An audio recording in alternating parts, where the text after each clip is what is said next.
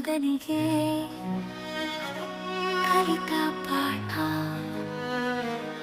ಒಮ್ಮೆ ಕಾಲದಲ್ಲಿ ಒಂದು ಹಳ್ಳಿಯಲ್ಲಿ ರಾಜಪ್ಪ ಎಂಬುವವರು ವಾಸಿಸುತ್ತಿದ್ದರು.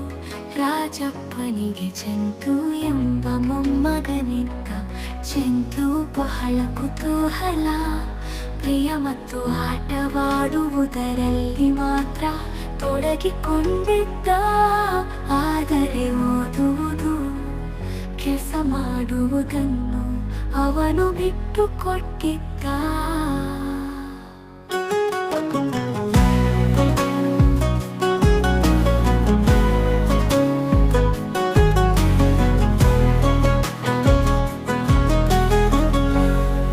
ಒಂದು ದಿನ ರಾಜಪ್ಪ ಚಂತುನಿಗೆ ಕಾಫಿ ತಯಾರಿಸಲು ಅಡಿಗೆಯ ಮನೆಯಲ್ಲಿದ್ದರು.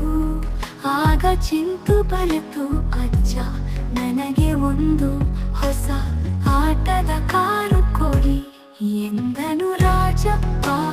ಹಸಿಮುಖದಿಂದ, ಮೊದಲು ನೀನು ಏನಾದರೂ ಒಂದು ಕೆಲಸ ಮಾಡಿ ತೋರಿಸುವ ಮೇಲೆ ನಾನು ನಿಮಗೆ ಕೊಡುವೆ ಎಂದರು. ಚಿಂತು, ಏನು ಕೆಲಸ ಮಾಡೋದು ಅಜ್ಜ, ನನಗೆ ಕೇಳಿ ಹೇಳಿ ಎಂದನು. ರಾಜಪ್ಪನಿಗೆ ಆಲೋಚನೆ ಆಯಿತು. ಅವರು ಚಿಂತುನಿಗೆ ಹಸಿರು ತೋಟದ ಲೋಟಗಳಲ್ಲಿ ನೀರು ಹಾಕಲು ಹೇಳಿದರು. ಚಿಂತು ಆದಷ್ಟು ಬೇಗ ಅದನ್ನು ಮುಗಿಸಿ ಬಂದ. ನಂತರ ರಾಜಪ್ಪ ಕೇಳಿದರು, ಚಿಂತು, ನೀನು ಈ ಕೆಲಸವನ್ನು ಮಾಡಿದ್ದು ನಿನಗೆ ಹೇಗನಿಸಿತು? ಚಿಂತು ಉತ್ಸಾಹದಿಂದ, ಅಜ್ಜ, ಇದು ಚಿಕ್ಕದು ಆದರೆ ಸಂತೋಷಕರವಾಗಿದೆ. ನನ್ನ ಕೆಲಸ ನೋಡಿ ಮರಗಳು ತುಂಬಾ ಹಸಿರಾಗಿವೆ. ಆ ಸಮಯದಲ್ಲಿ ರಾಜಪ್ಪ ಚಿಂತುಗೆ ಹೊಸ ಆಟದ ಕಾರು ಕೊಟ್ಟರು ಮತ್ತು ಹೇಳಿದರು, ನೋಡು, ಕೆಲಸ ಮಾಡಿಯೇ ಜೀವನದಲ್ಲಿ ಸಾರ್ಥಕತೆ, ಸಂತೋಷ ಸಿಗುತ್ತದೆ.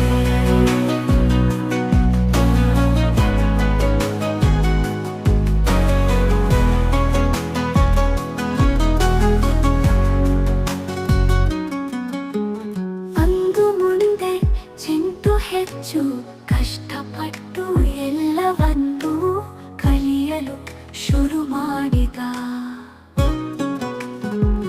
ಪಾಠ ಕೆಲಸಕ್ಕೆ ದುರಾಸೆ ಬಿಟ್ಟು ಪರಿಶ್ರಮದಿಂದ ಶ್ರಮಿಸೋಣ, ಫಲ ಸುಂದರವಾಗುತ್ತದೆ.